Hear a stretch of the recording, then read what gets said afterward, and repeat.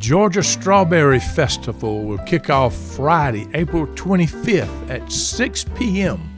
with the best Southern gospel music this side of heaven.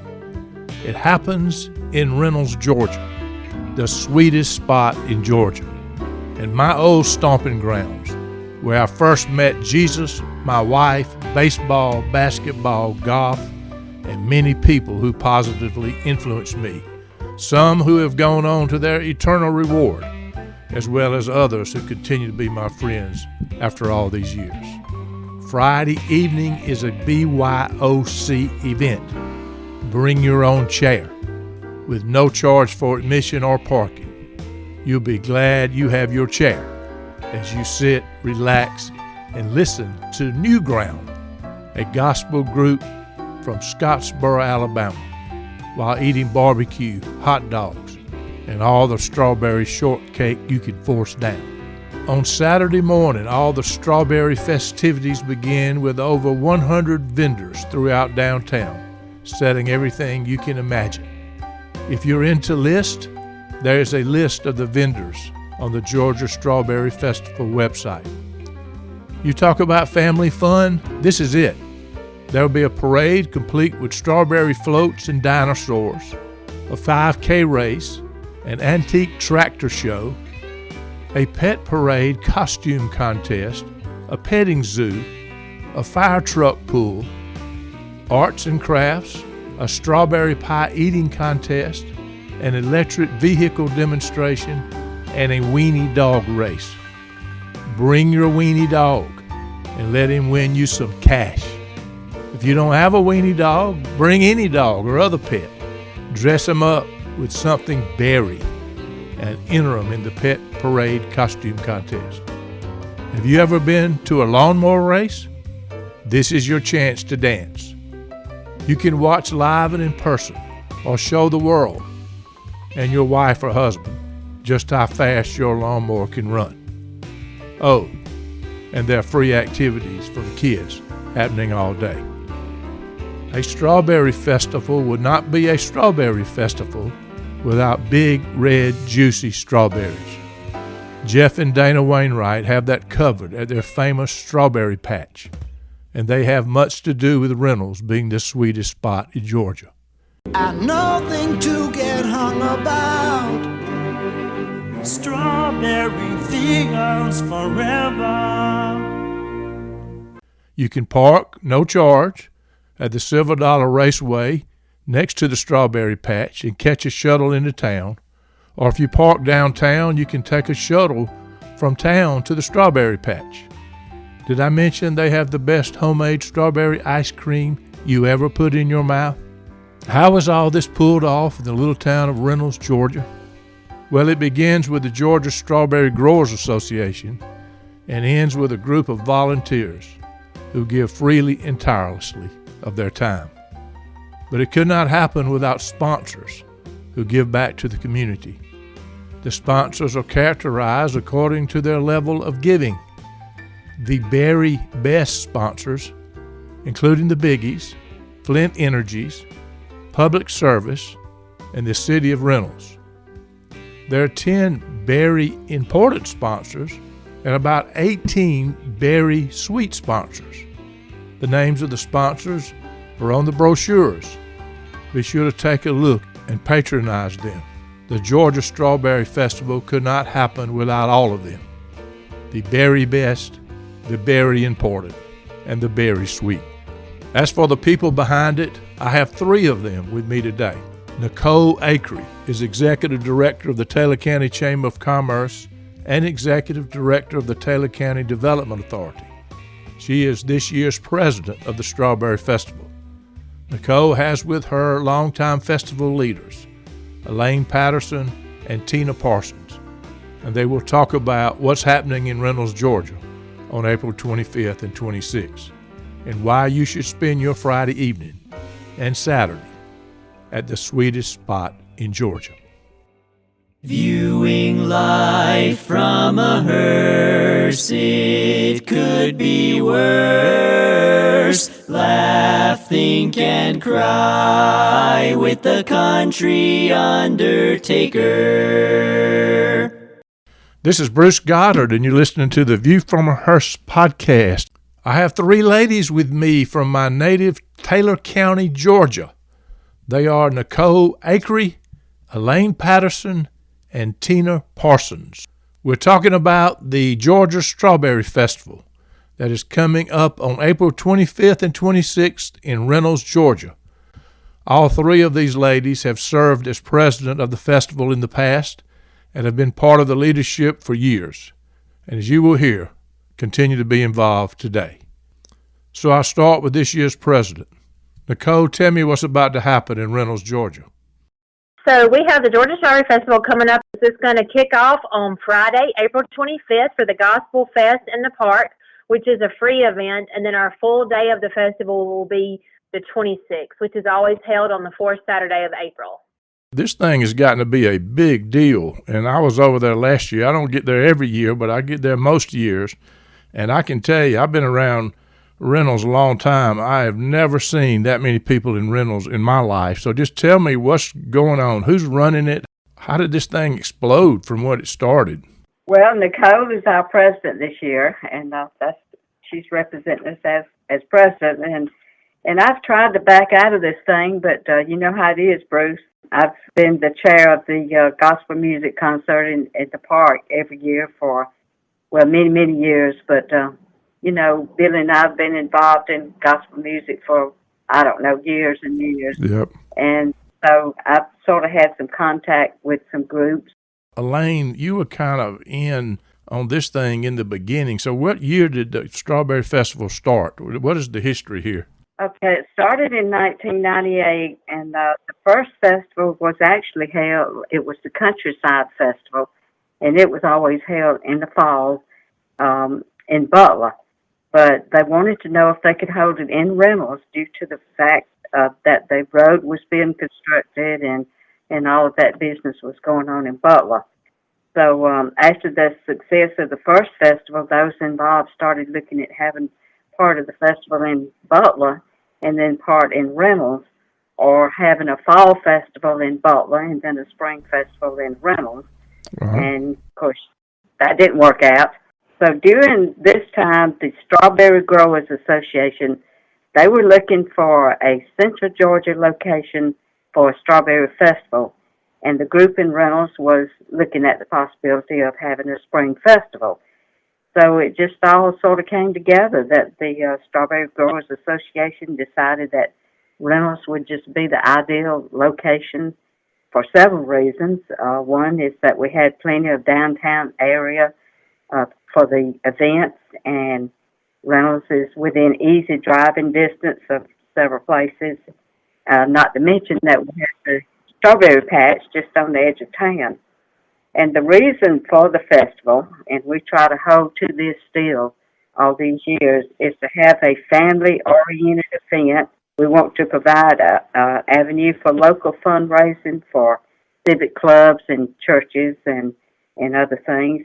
It's to promote community involvement and also to bring interest and activity to downtown Reynolds, because Reynolds used to be a thriving business on the weekend, Uh-huh. but it's not that way anymore like most small towns have come to be. But anyway, the festival and committee are proud that we've been able to hold to this original purpose, and we've got some younger people involved, and we're just proud to have them, and it just continues to grow bigger and better every year. You guys are amazing what you're doing and how you've taken this. I can tell you, last year when I drove in, I actually made a video of all the cars. I was just blown away, and the people, and parking way out by the strawberry patch and all that. I was blown away, and I was thinking, Elaine, what you were just saying. Of course, I grew up in the 50s and the 60s in Reynolds, and I remember when it was a thriving place, and I remember people like my daddy and many others would jump out of their graves if they could, if they knew that many people were in Reynolds, Georgia, and it's pretty exciting what you guys have done. has gotten to be a huge thing. And then it's also known as, because of this strawberry festival, as the sweetest spot in Georgia. That's it. We've sort of adopted that logo, and it's turned out to be a good thing. Well, I can tell you, let's just talk about the actual strawberries out there. Kathy and I stopped by there the other day and got that homemade strawberry ice cream, and those big old juicy red strawberries. I mean, they're hard to beat right there. That's going to be available for people coming into town, right? The strawberry patch is outside of town going towards Butler, and that's a busy place during the Strawberry Festival. It is, and we actually provide transits for the people to ride out there if they don't get to park out at the racetrack this year to visit the Strawberry Patch. You can go to Flint Energies and ride one of our free transits that the Georgia National Fairgrounds lets us borrow, and we will run those tractors from 8 to 4 p.m. And so people have the opportunity to go out there and pick strawberries themselves, which is kind of rare to our Middle Georgia area. So we're really excited that the Strawberry Patch partners with us to keep the Strawberry Festival going. And they also sell strawberries in town as well, though. They will have a booth in town selling strawberries if you didn't want to take a trip out to the Strawberry Patch. So how many vendors do you have coming to this thing? I know it's over 100, Bruce. Over 100. I haven't heard the exact number this year yet. We have somebody that helps us do that, so we'll know the exact number. It is over 100 vendors. Over 100 vendors. And how many vendors did you have when you started this? I mean, how fast has this grown? Has it been that kind of number the last several years, or did it jump from 50 to 100 in a hurry? Or just tell me how that happened. I'm going to give some credit to Becky Forbes. She's not here with us today. She's got a new grandbaby. Yep. So she couldn't be she here. She told me that, yeah. She was the president, and she has a lot of vision for the festival. And my opinion is that, it's big enough. We almost can't walk around. But True. I don't know how fast it's grown, but, of course, it started out nothing like that. And it seems like every year they add something else to it. And, of course, it draws people in from all over the state. Chief Holder has told us, just in riding around looking at the cars and the tags, and that's just people from all over the state that come to this thing. And, we do stress that it is the Georgia Strawberry Festival. It's not just a little strawberry festival. Oh, yeah. Georgia Strawberry Festival. And it's a big deal. Last year, did anybody give kind of estimate of how many people were there? Do you have any idea? I don't know. Lonnie had predicted from the traffic maybe about 20,000. Unbelievable. So tell me what's going to be going on. Give me some examples so you people listening to this can say, I want to get in on that. Tell me a little bit of the activities you guys got and a little bit of the vendors or whatever. Just talk about what's happening. Okay, I'm just briefly going to mention Friday night, since that's the first event that will be going on, and then they can handle the others. Friday night, April 25th, we'll be it's a group called New Ground, and they're out of Scottsboro, Alabama. They've been all over the United States singing. They are a professional group. This I know, this I know. I was blind, but Jesus' touch has made me whole. He gave me sight to see my way. Now I'll give him all my praise. This I know. This I know. That was a little blurb from this year's featured gospel group, New Ground, from Scottsboro, Alabama. We've got a little more of a local group that will started off, and they're Jason and Jesse, the name they go by. They're from the Columbus area. But anyway, we started out, we've tried all different things. We've tried having churches with choirs, and I think we found out that at one time they had gospel music going on Friday and Saturday, and sometimes some of the groups wouldn't show up, and it just got to be a lot, and you had to have somebody that would runs the sound. So we started just in the last, I'd say about 5 years, really trying to get a professional group. Right. And, of course, they don't come cheap. We've been able to get some at reasonable and decent prices, and they're always glad to do it. So that's my event that I just do every year.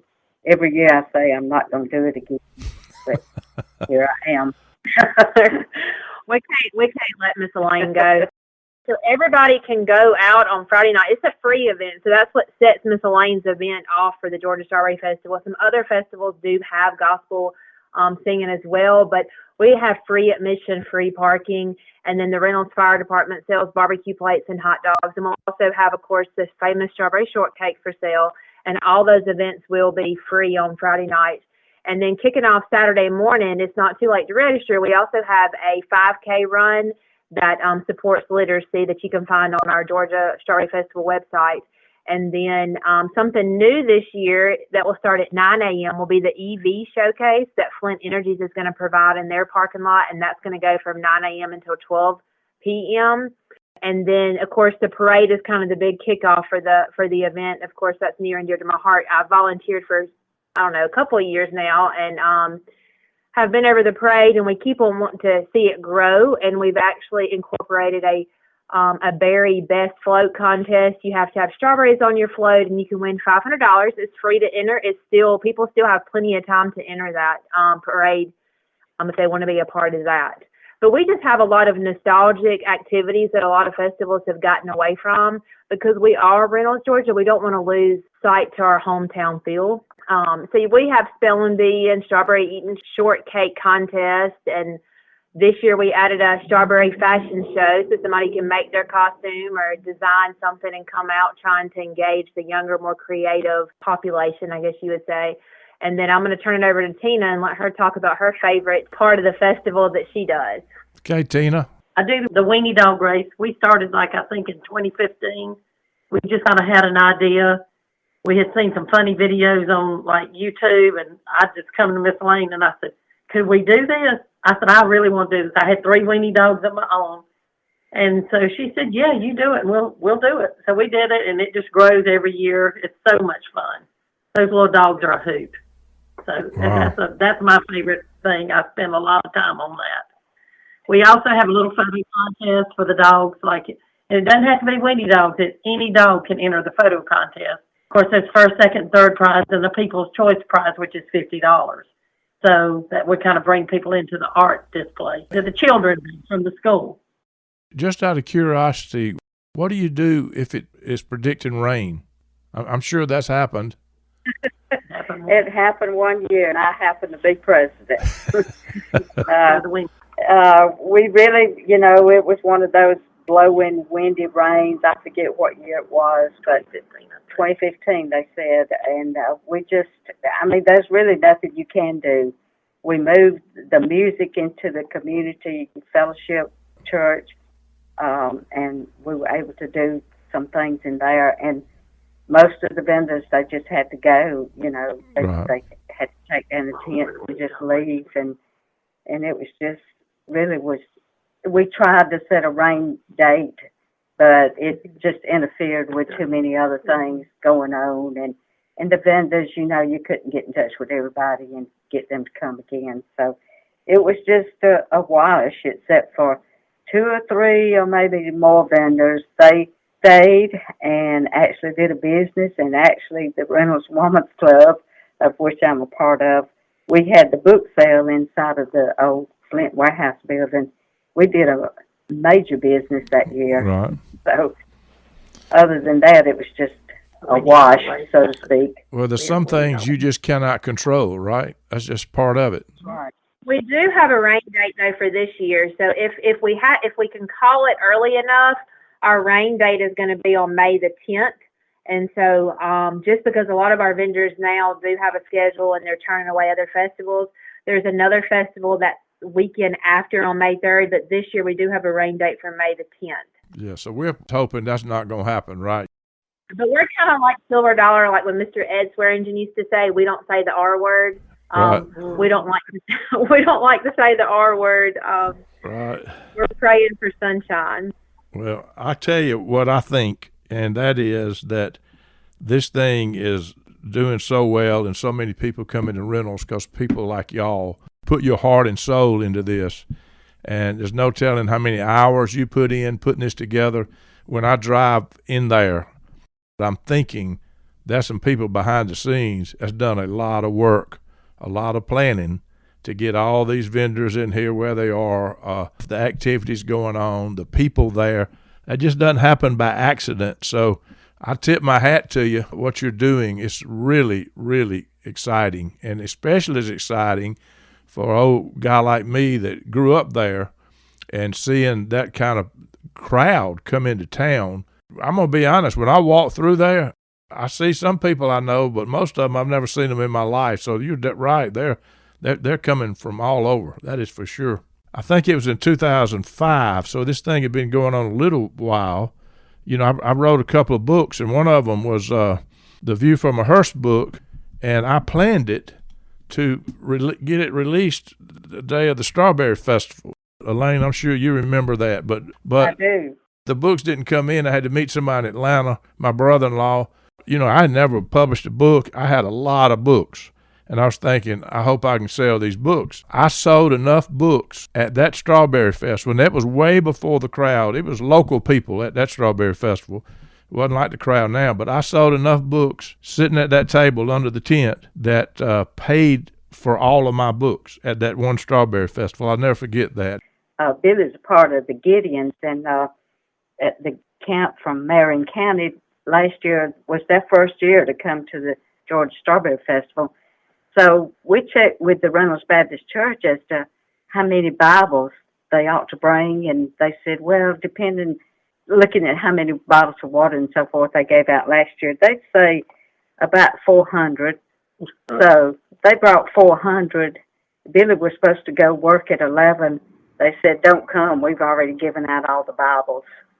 Gracious. I mean, that's a good thing. They are coming again, and they will be giving out Bibles, but they're bringing more. And that's one thing, too, that I love about this particular festival, and I think that's why I wanted to volunteer even before I got into the Chamber and Development Authority role I'm in now, is that it's just good Christian family fun. Right. You can be, there will, as far as if I'm living and participating, there'll never be alcohol at this event. There'll never be, it's a family-orientated event, and those are hard to find now. No doubt. And I'm so proud to be a part of this organization that has stayed true to their roots. And like Miss Elaine said, they've always stayed true to giving back to the community, and doing different things. They've not veered off for it. And so I might have only come on the last 4 years, I guess, or so. But I don't know. I'm just proud to be a part of the Georgia Strawberry Festival because unlike so many other festivals, they've not sold out or we've not sold out to other things to make us more popular. You guys have done amazing with this. What's your message to people listening to this? What you want to tell people that are thinking about coming to Reynolds on April the 25th and 6th? Well, I want to tell them to come on out Friday night to the Gospel Fest and eat some barbecue and some strawberry shortcake and just to find you a place to spend the night. We're not that far from Perry and Byron. We do now also have Golden Goose RV Lodge that's in Reynolds. So they have capability if people want to come into town and hook their camper up. And they also have campers you can rent, too. Oh, really? Yeah, they do. Yeah, so they're a really nice couple that moved here from Florida, and they're one of our sponsors. And they're not booked up yet. Okay. Whereas Fort Wayne's is booked up, Justin's is booked up. There's another place out in Mock that does campers now, too, Piney Hills. I believe they're booked up, but Golden Goose is not booked up yet. Golden Goose is located where? It's in Reynolds on Pebble Road. Okay, I got you. I'm excited about them. They have electric bike rentals and a pavilion and bathhouse. Like, it's nice out there. Yeah. Oh, wow. I would just say come out and let your family experience good old-fashioned fun. There's not too many places now that you can go and feel safe and not be charged to park and all the things. You can spend a good bit of money, but you don't have to. We have a ton of free events. We're going to have animal shows, a lawnmower race, Winnie dog races. There's a lot you can do with your family and just show them what times we're kind of back. We also are going to have dinosaurs in the parade. So I just encourage everybody to come out and just enjoy and see what Reynolds has to offer. And of course, don't forget to grab your strawberries on your way out of town. Bring your pets and put them in the pet parade at the parade. Just dress them up in something strawberry. They could win a prize too. So what time does the parade start on Saturday? The parade's going to kick off at 10 a.m. 10 a.m. And how about the 5K? When does it start? 5K is at 8 a.m. at Liberty Park. Okay. And how do people sign up for that? For either event, they can go to the Georgia Strawberry Festival website, and we have an online form they can fill out for our event, but then you'll be able to see the 5K event on there as well. So they're still taking registration for both. For the parade, I have people that show up the morning of, and we just put them in line, and the Weenie Dog Race has people showing up the day of as well. We do encourage people to register beforehand if they can. So it just kind of helps us, but if, we'll take somebody the day of. Now, the only thing that we do not have any registration left for is the golf tournament. That is full. We added the golf tournament last year as a fundraiser for the Reynolds Golf Course. They are completely full, but people can go out there and watch the tournament going on. That's going to kick off at 1 o'clock. All the other events are still wide open. That's at the Reynolds Golf Course. Boy, I wish I had a dime for every hour I spent there growing up. I can tell you that. Yeah. The lawnmower race was moved. We used to be able to have it downtown, not downtown, but on a property closer to downtown. But now, due to liability, it's at the racetrack. But we still have the lawnmower race, and that's going to kick off at 6 o'clock. 6 o'clock Saturday afternoon, right? Yes, sir. Yes, sir. Lawnmower race. Folks, if y'all ever seen a lawnmower race, bring your lawnmower. You can race them. I just want to say, if we can, just say a huge thank you to all of our sponsors. This event is not ran by the city or the chamber or any other entity in town. It's all because of our sponsors. So we have all our sponsors listed on the back of our brochures. That's the reason we have the banners hanging around town. It's all sponsor driven. We do give back scholarships too as well. And we give back to clubs and other groups that volunteer. We can't set an actual amount, but we do try to give back to the community. Y'all are amazing. On behalf of everybody that comes to that, thank y'all for what you've done and what you're doing. I know, as I've said, there's a lot of planning and a lot of stuff going on getting ready for this. And I know it's more than you three, too. There's other people, obviously, that are fully engaged in this and fully driving this thing. So I tip my hat to you. Thank y'all very much. Well, we appreciate your support. So, thank you, Bruce. Soon we'll come to the end of life's journey, and perhaps we'll never meet anymore, till we gather in heaven's bright city, far away on that beautiful shore.